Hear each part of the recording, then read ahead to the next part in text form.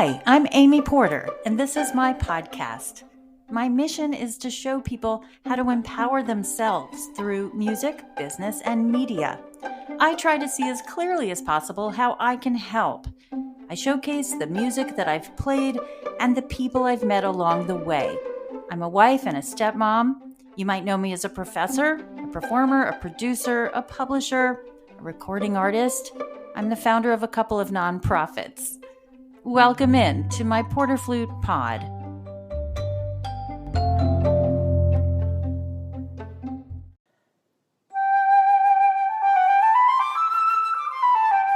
Welcome to PorterFlute Pod. Come on in and listen to the story from 200 years ago and the drama that unfolded around Louis-Francois-Philippe Drouet. We're on the platform where we discuss etudes in depth, and I'm offering some background and examples along the way, including Drouet's story of many stolen flutes and a stolen composition. You can also find my videos of the Drouet Etudes on my PorterFlute YouTube channel. Welcome to PorterFlute Pod. I'm so happy you're here.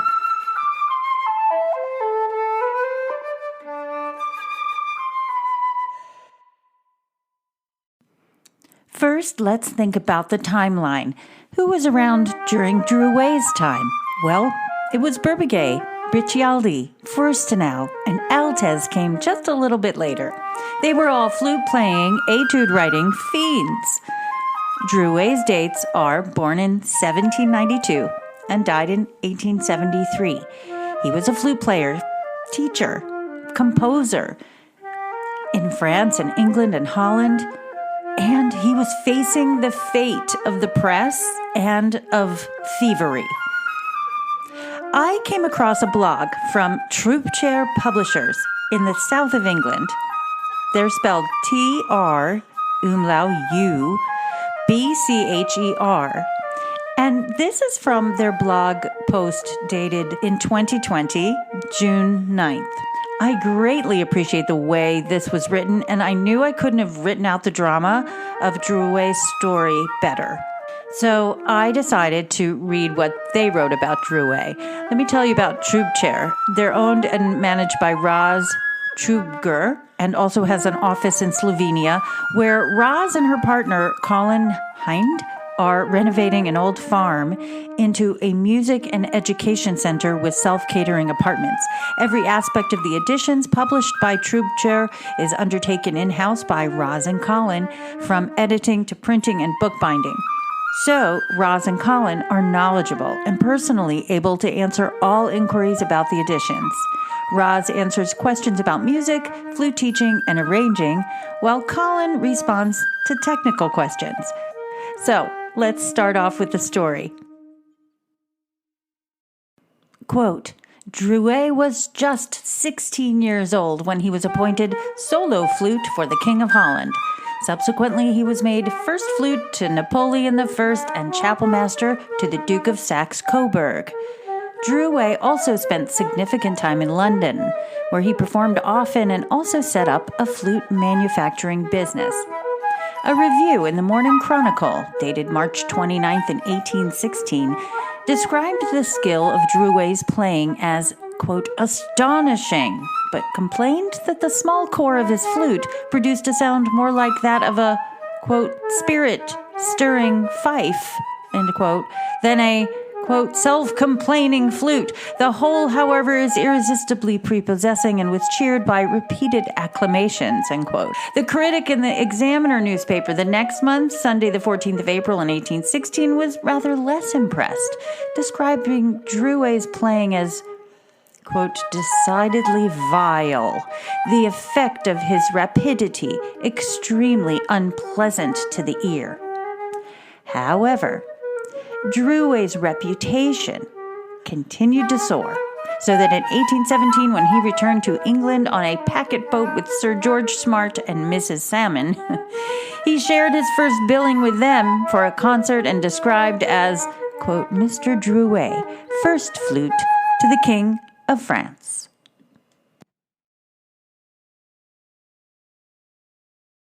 The address for his flute manufacturing business was number 23 Conduit Street, London. An advertisement in the Morning Post, March 21st, 1817, stated, quote, "Mr. Drouet has the honor to acquaint the public that he has now on sale some beautiful toned instruments made under his immediate direction, which he flatters himself will be found unrivaled for brilliance and elegance," end quote. But trust was not part of the working environment in London, and within 18 months, Drouet had been swindled by one of his workers and declared bankruptcy. His father came to the rescue, enabling the young man soon to be back in business with another trading license. Morning Chronicle, Tuesday, December 8th, 1818. Mr. Louis Drouet Sr. respectfully acquaints the public that he continues the business lately carried on by his son, who has lately returned from the continent. At number 358 Oxford Street, where Drouet's flutes and music continue to be sold as usual. Mr. Drouet takes this opportunity of informing the public that no flutes of the manufacture of his son nor any of his compositions are to be had elsewhere, and that to prevent the possibility of fraud upon a public which has bestowed such distinguished approbation on the works of his son, all the flutes of his manufacturer will be accompanied by a certificate signed by himself in red ink. The music also will be accompanied by a similar signature. The above precautions have become necessary because a person lately in the employ of Mr. Drouet Jr. has, during his absence, possessed himself of nearly 400 flutes of Drouet's make in an unfinished state, as well as some certificates written in black ink, together with a quantity of imperfect music. The public will therefore be pleased to observe that Drouet's flutes and music are to be had only at 358 Oxford Street, and that neither flutes or music are genuine unless signed or accompanied with a certificate by Mr. Drouet Jr. himself in red ink.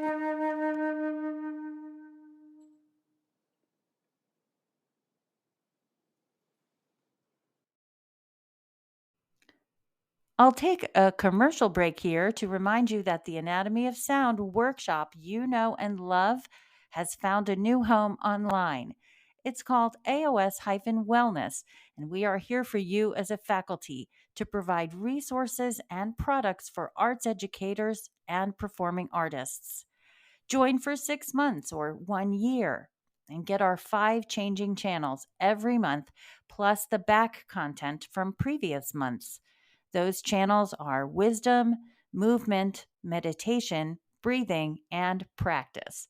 So after this show, you can go to porterflute.com/AOS and learn more. You can opt in for our 7-day trial and get access to my popular focus sheet, along with all of the wisdom we're bringing to you from our amazing faculty, only at the Anatomy of Sound. Another newspaper stated that London was flooded with so-called Drouet flutes, but in reality, there was scarcely a genuine one to be had. Nevertheless, Drouet's reputation continued unabashed. He was composing as well as performing. He was known as the Paganini of the flute and always much in demand as a player. A review in the Herald in 1829 described how he, quote, performed some variations on an air of Weber's, likewise composed by himself, in which he surpassed even his former performance of the concerto, fugue succeeding fugue, and staccatos upon staccatos in endless variety, till, as a celebrated poet expressed it, the theme dissolved in an ocean of harmony without ever ceasing to imitate the original air. And the over-elaborate style of this review was rather amusingly ridiculed a few days later in the Harmonicon by the writer of the Diary of a Dilettante, who summed up his scathingly ironical retort with the words, quote, "But this is an age of wonders, and the musical critic in the Herald is the wonderful wonder of wonders." Hector Berlioz was starting to write musical criticisms around this time, and even he respected Drouet. He wrote in his memoirs, quote, "I was soon an intrepid performer, a pretty reasonable singer, and I played the most difficult flute concertos by Drouet," end quote. When Felix Mendelssohn visited London, he and Drouet both performed in several of the same concerts, including one given by Mademoiselle Sontag at the Argyle Rooms for the benefit of sufferers by the inundations in Silesia. Tickets were half a guinea each. A dozen British and foreign royals patronized the occasion, and the Morning Post of the 14th of July, 1829, reported that, quote, "nearly an hour before the commencement, Upper Regent Street was thronged with carriages, and in a short time the assembled company became more numerous than the room could accommodate. Upwards of 50 ladies honored the musicians with their company. I have to confess to being somewhat amused, or maybe just aggrieved, by the notion of ladies honoring the musicians by their presence."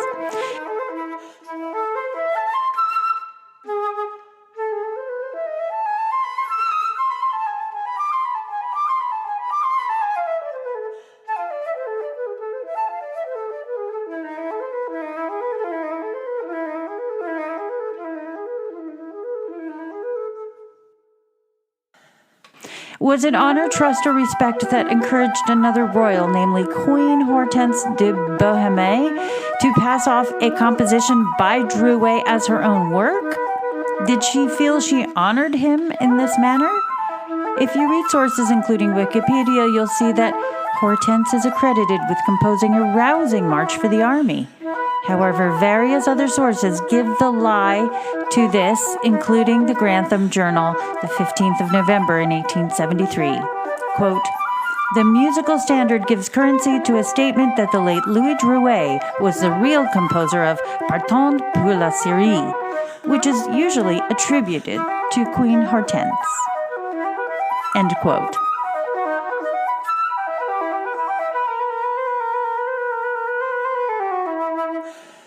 Well, thank you for letting me read that incredible entry from the English publishing company Troop Chair Publishing for this take on this interesting part of our flute heritage.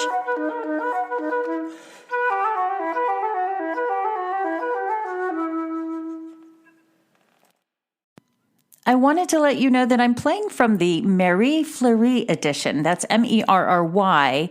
And then the other person is Fleury, Fleury. And these were two very prominent men, flutists, pedagogues with significant experience in Paris. These etudes by Drouet are melodious etudes with emphasis on the study of legato technique. Don't forget that Fleury was the flutist for whom Debussy wrote Syrinx in 1913, and Fleury also premiered the work. So here it is. I inherited this edition from the John Wummer Library, and this is published in 1926, the year Fleury died. So if you'll kindly indulge me, here's what Fleury has to say about the Drouet etudes. The number of studies for the flute is considerable. For few instruments does there exist such a choice of technical exercises, methods, collection of scales, sets of studies, etc., etc. The reason for this is to be found in the fact that for a whole century, in particular the 19th century, every outstanding player considered himself bound to give the public the benefit of his experience as regards to teaching. Nevertheless, this store is far richer in studies of great difficulty than in exercises destined to players of average ability. The professor who sets his pupil up to work through Berbiguier's studies, and who, when all the studies have been assimilated, does not find that marked progress has been made, will find it difficult to select studies of the same degree of difficulty in the library of musical possibilities. The studies we publish today are essentially destined to supply that want. Of all Drouet's production, an immense output of work. This is certainly the part which deserves to be brought again to light. This famous virtuoso, who spent his long and laborious life in traveling through Europe, and who in the meanwhile had numerous pupils, wrote a mass of varied airs, potpourris, and other pieces which have long been forgotten, and justly so. But his studies are excellent, more varied than those of Berbiguier. They bring out all the difficulties to be currently met with, and which can be mastered by pupils and amateurs of average ability. The text has been reproduced from the original edition, which contained less mistakes than the later editions, although even in that one there were quite an appreciable number. At the beginning of each study will be found a short notice, the purpose of which is to direct the pupil's attention to the main difficulties to be encountered. Finally, the study, comprising a summing up of all these difficulties, the crowning part of the method, the last part of which was made up of these studies, has been reproduced. Not only is this a skillful summing up of all the difficulties previously met with, but it is also an excellent study in endurance. The general tone of these studies, which are not without a certain pleasant melodiousness, are also somewhat grandiloquent. They prepare the pupil for the concerto style, which has been in some sort neglected, and which should not be too greatly regretted as regards the flute, but the utility of which, from a pedagogic point of view, cannot be contested. Let me take one more opportunity to introduce you to the Anatomy of Sound, where you can do a 34-minute yoga class or several different meditations, all for free. You can see more of our content at AOS-Wellness. And if you're on our PorterFlute website, it's PorterFlute.com/AOS. Check us out for memberships and products that help the performing artist and arts educators. There is a Drouet 8-keyed flute in the U.S. at the National Museum of American History in Washington, D.C. It was made by Louis-François-Philippe Drouet in London, England, around 1818 to 1819. It's an 8-keyed flute made of ivory with silver frills and keys. The flute is stamped L. Drouet, 358 Oxford Street, 827 London, and is engraved on a medallion. No flute is genuine that is not bought at Mr. L. Drouet's manufactory, 358 Oxford Street, London, and accompanied by a certificate under his hand. In 1818, Drouet established this shop, and 1 year later left the business to his employee Cornelius Ward. And the inscription on the medallion is in response to the fake Drouet flutes appearing on the market during this time.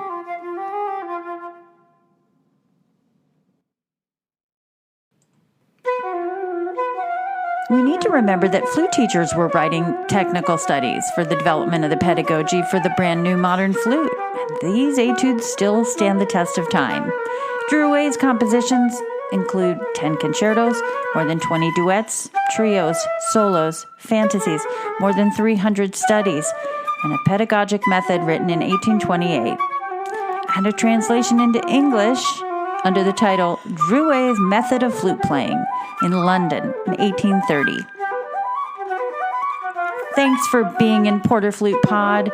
If you'd like to visit us over at PorterFlute.com, that's our new website for the show. You can visit me at amyporter.com for the curriculum, and you can see me on social media as PorterFlute on YouTube, Instagram, and Facebook.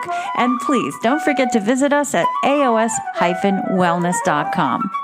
Thanks for being in PorterFlute Pod. I'm so grateful for you.